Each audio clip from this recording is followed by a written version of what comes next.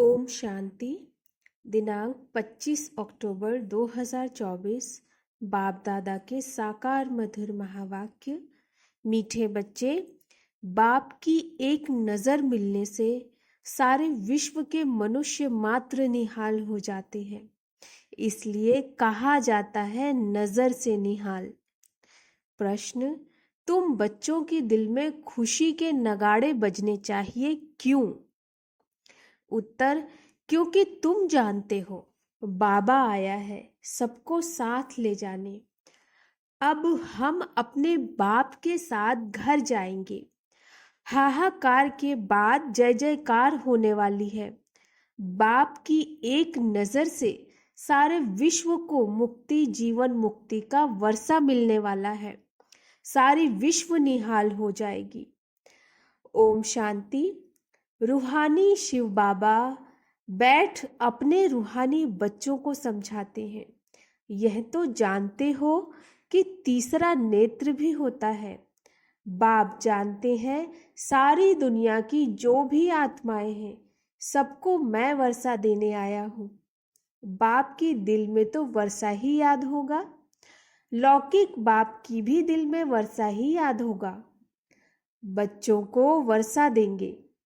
बच्चा नहीं होता है तो मूंझते हैं किसको दें, फिर एडॉप्ट कर लेते हैं।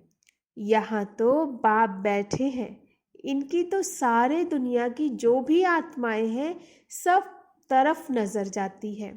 जानते हैं सबको मुझे वर्षा देना है। भल बैठे यहाँ है परंतु नजर सारे विश्व पर और सारे विश्व के मनुष्य मात्र पर है, क्योंकि सारे विश्व को ही निहाल करना होता है। बाप समझाते हैं यह है पुरुषोत्तम संगम युग। तुम जानते हो बाबा आया हुआ है सबको शांति धाम सुख धाम ले जाने। सब निहाल हो जाते हैं। ड्रामा के प्लान अनुसार कल्प कल्प निहाल हो जाएंगे। बाप सब बच्चों को याद करते हैं। नजर तो जाती है ना। सब नहीं पढ़ेंगे। ड्रामा प्लान अनुसार सबको वापस जाना है, क्योंकि नाटक पूरा होता है। थोड़ा आगे चलेंगे तो खुद भी समझ जाएंगे अब विनाश होता है। अब नई दुनिया की स्थापना होनी है, क्योंकि आत्मा तो फिर भी चैतन्य है ना। तो बुद्धि में आ जाएगा बाप आया हुआ है। पैराडाइज स्थापन होगा और हम शांति धाम में चले जाएंगे। सबकी गति होगी ना, बाकी तुम्हारी सदगति होगी। सबकी गति और तुम्हारी सदगति। अभी बाबा आया हुआ है, हम स्वर्ग में जाएंगे। जय जयकार हो जाएगी। अभी तो बहुत हाहाकार है। कहाँ अकाल पड़ रहा है, कहाँ लड़ाई चल रही है, कहाँ भूकंप होते हैं, हजारों मरते रहते हैं। मौत तो होना ही है। सतयुग में यह बातें होती नहीं। बाप जानते हैं अब मैं जाता हूँ फिर सारे विश्व में जय जयकार हो जाएगी। मैं भारत में ही जाऊंगा। सारे विश्व में भारत जैसे गांव हैं। बाबा के लिए तो गांव ठहरा। बहुत थोड़े मनुष्य होंगे। सतयुग में सारी विश्व जैसे एक छोटा सा गांव था। अभी तो कितनी वृद्धि हो गई है। बाप की बुद्धि में तो सब है ना। अब इस शरीर द्वारा बच्चों को समझा रहे हैं। तुम्हारा पुरुषार्थ वही चलता है जो कल्प कल्प चलता है। बाप भी कल्प वृक्ष का बीज रूप है। यह है कॉर्पोरियल झाड़, ऊपर में है इनकॉर्पोरियल झाड़। तुम जानते हो यह कैसे बना हुआ है। यह समझ और कोई मनुष्य में नहीं है। बेसमझ और समझदारों का फर्क देखो। कहाँ समझदार स्वर्ग में राज्य करते थे। उनको कहा ही जाता है सचखंड, हेवन। अभी तुम बच्चों को अंदर में बड़ी खुशी होनी चाहिए। बाबा आया हुआ है। यह पुरानी दुनिया तो जरूर बदलेगी। जितना जितना जो पुरुषार्थ करेंगे उतना पद पाएंगे। बाप तो पढ़ा रहे हैं। यह तुम्हारी स्कूल तो बहुत वृद्धि को पाती रहेगी, बहुत हो जाएंगे। सबका स्कूल इकट्ठा थोड़े ही होगा, इतने रहेंगे कहाँ। तुम बच्चों को याद है, अभी हम जाते हैं सुखधाम। जैसे कोई भी विलायत में जाते हैं तो 8-10 वर्ष जाकर रहते हैं ना, फिर आते हैं भारत में। भारत तो गरीब है, विलायत वालों को यहाँ सुख नहीं आएगा। वैसे तुम बच्चों को भी यहाँ सुख नहीं है। तुम जानते हो हम बहुत ऊंची पढ़ाई पढ़ रहे हैं, जिससे हम स्वर्ग के मालिक देवता बनते हैं। वहाँ कितने सुख होंगे, उस सुख को सभी याद करते हैं। यह गांव अर्थात कलयुग तो याद भी नहीं आ सकता। इनमें तो अथाह दुख है। इस रावण राज्य पतित दुनिया में आज अपरम अपार दुख है, कल फिर अपरम अपार सुख होंगे। हम योग बल से अथाह सुख वाली दुनिया स्थापन कर रहे हैं। यह राजयोग है ना। बाप खुद कहते हैं, मैं तुमको राजाओं का राजा बनाता हूँ। तो ऐसा बनाने वाले टीचर को याद करना चाहिए ना। टीचर बिगर बैरिस्टर, इंजीनियर आदि थोड़े ही बन सकते हैं। यह फिर है नई बात। आत्माओं को योग लगाना है परमात्मा बाप के साथ, जिससे ही बहुत समय अलग रहे हैं। बहुकाल क्या, वह भी बाप आपे ही समझाते रहते हैं। मनुष्य तो लाखों वर्ष आयु कह देते हैं, बाप कहते हैं नहीं। यह तो हर 5,000 वर्ष बाद तुम जो पहले पहले बिछुड़े हो, वही आकर बाप से मिलते हो। तुमको ही पुरुषार्थ करना है। मीठे मीठे बच्चों, बाप कोई तकलीफ नहीं देते, सिर्फ कहते हैं अपने को आत्मा समझो। जीव आत्मा है ना। आत्मा अविनाशी है, जीव विनाशी है। आत्मा एक शरीर छोड़ दूसरा लेती है। आत्मा कभी पुरानी नहीं होती। वंडर है ना। पढ़ाने वाला भी वंडरफुल, पढ़ाई भी वंडरफुल। किसको भी याद नहीं, भूल जाती है। आगे जन्म में क्या पढ़ते थे, किसको याद है क्या? इस जन्म में तुम पढ़ते हो, रिजल्ट नई दुनिया में मिलती है। यह सिर्फ तुम बच्चों को पता है। यह याद रहना चाहिए, अभी यह पुरुषोत्तम संगम युग है। हम नई दुनिया में जाने वाले हैं। यह याद रहे तो भी तुमको बाप की याद रहेगी। याद के लिए बाप अनेक उपाय बताते हैं। बाप भी है, टीचर भी है, सद्गुरु भी है। तीनों रूप में याद करो। कितनी युक्तियां दे रहे हैं याद करने की, परंतु माया भुला देती है। बाप जो नई दुनिया स्थापन करते हैं, बाप ने ही बताया है यह पुरुषोत्तम संगम युग है। यह याद करो। फिर भी याद क्यों नहीं कर सकते हो? युक्तियां बतलाते हैं याद की, फिर साथ साथ कहते भी हैं माया बड़ी दुष्टर है, घड़ी घड़ी तुमको भुलाएगी और देह अभिमानी बना देगी। इसलिए जितना हो सके याद करते रहो। उठते बैठते चलते फिरते देह के बदले अपने को देही समझो। यह है मेहनत। नॉलेज तो बहुत सहज है। सब बच्चे कहते हैं याद ठहरती नहीं। तुम बाप को याद करते हो, माया फिर अपनी तरफ खींच लेती। इस पर ही यह खेल बना हुआ है। तुम भी समझते हो हमारा बुद्धि योग जो बाप के साथ और पढ़ाई की सब्जेक्ट में होना चाहिए वह नहीं है। भूल जाते हो, परंतु तुम्हें भूलना नहीं चाहिए। वास्तव में इन चित्रों की भी दरकार नहीं है, परंतु पढ़ाने समय कुछ तो आगे चाहिए ना। कितने चित्र बनते रहते हैं। पांडव गवर्नमेंट के प्लान देखो कैसे हैं। उस गवर्नमेंट के भी प्लान है। तुम समझते हो नई दुनिया में सिर्फ भारत ही था, बहुत छोटा था। सारा भारत विश्व का मालिक था। Everything new. दुनिया तो एक ही है। एक्टर्स भी वही हैं। चक्र फिरता जाता है।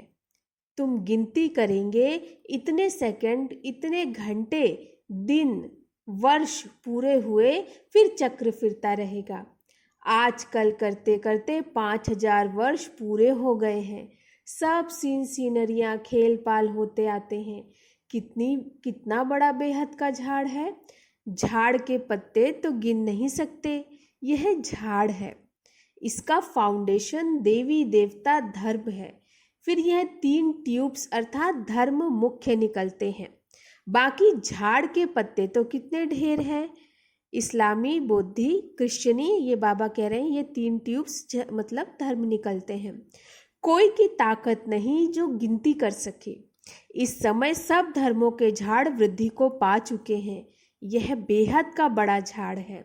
यह सब धर्म फिर नहीं रहेंगे। अभी सारा झाड़ खड़ा है, बाकी फाउंडेशन है नहीं, अर्थात देवी देवता धर्म। बनेन ट्री का मिसाल बहुत एक्यूरेट है।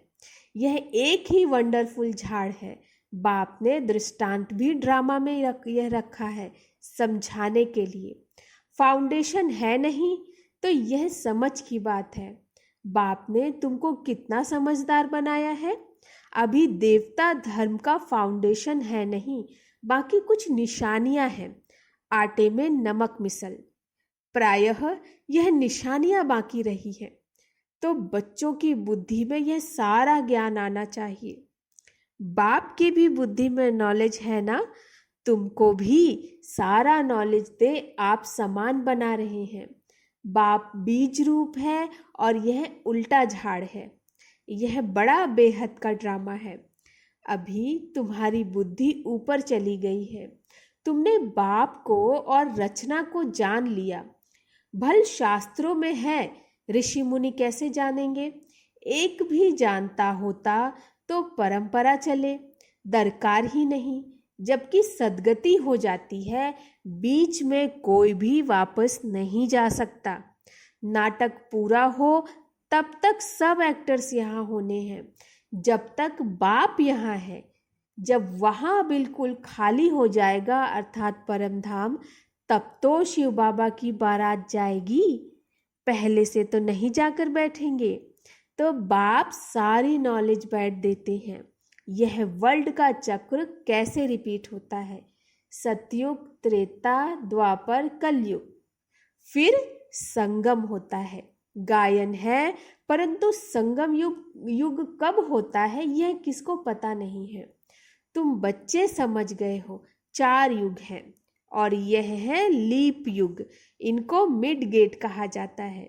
श्री कृष्ण को भी मिड गेट दिखाते हैं। तो यह है नॉलेज। नॉलेज को मोड़ तोड़कर भक्ति में क्या बना दिया है। ज्ञान का सारा सूत मूंझा हुआ है।